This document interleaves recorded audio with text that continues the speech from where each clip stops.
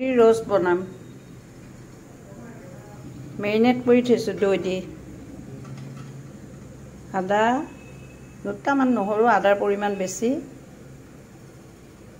এয়া গৰম মছলা হোৱাইট জালুক ইলাচি দালচেনি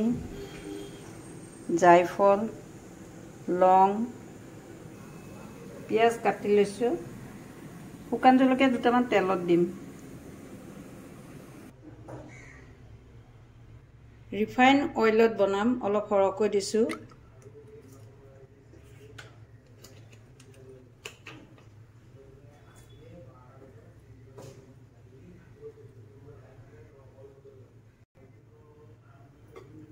ৰিফাইন গৰম হ'ল এয়া মই গোটা মছলা দিছো এইখিনি ফুটিলক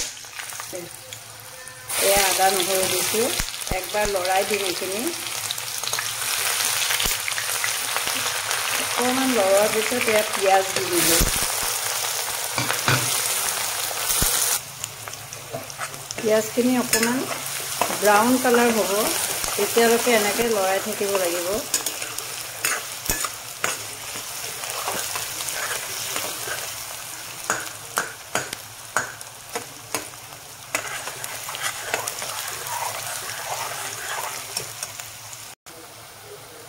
পিঁয়াজখিনি লৰাই থাকোঁতে নিমখটো দি দিব তেতিয়া পিঁয়াজ সোনকালে গলিব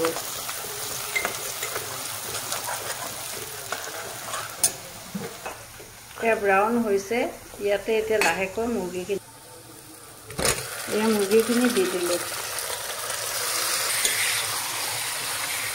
এইখিনি লৰাই আছোঁ 5-6 মিনিট এনেকৈ ভাজি থাকিব লাগিব ভালকৈ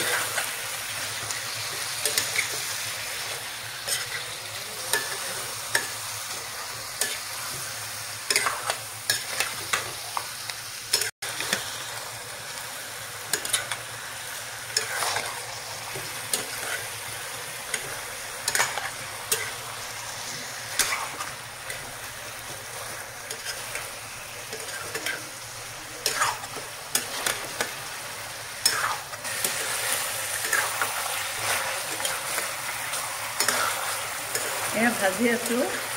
মজি যাব মুৰ্গীখিনিও ধুনীয়াকৈ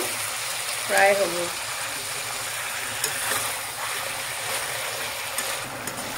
এয়া এনেকৈ অলপ শুকাব লাগিব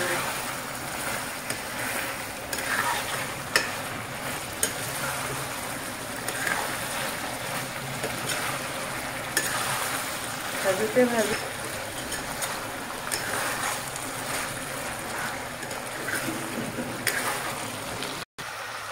এতিয়া ইয়াতে পানী দিম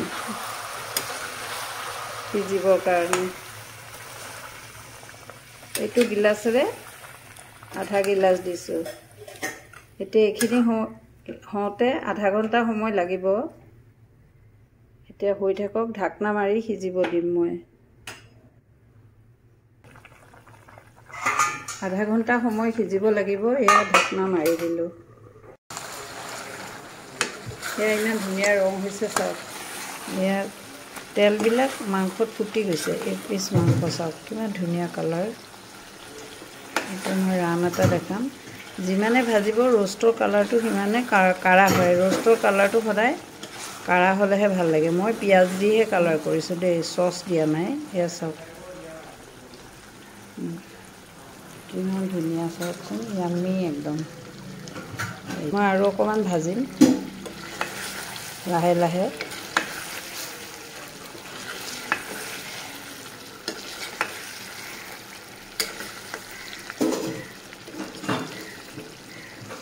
নমাই দেখাই আছোঁ চাওক